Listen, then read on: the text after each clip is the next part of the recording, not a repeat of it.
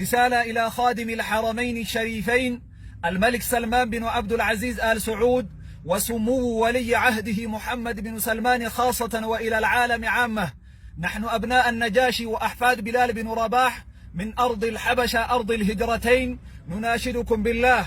نناشدكم بالله، نناشدكم بالذي خلق السماوات والأرض، نناشدكم بالذي يعلم السر وأخفى، نناشدكم بالذي فلق الحب والنوى، نناشدكم بالذي أنزل القرآن على عبده بإطلاق سراح المسجونين الإثيوبيين من النساء والأطفال وكبار السجن في السعودية، والسماح لهم بالمغادرة إلى بلادهم لما فيهم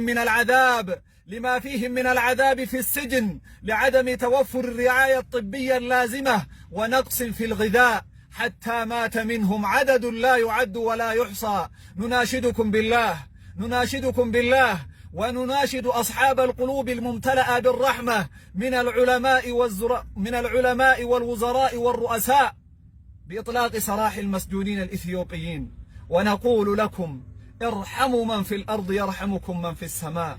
ارحموا من في الأرض يرحمكم من في السماء، ارحموا من في الأرض يرحمكم من في السماء. السلام عليكم ورحمة الله وبركاته.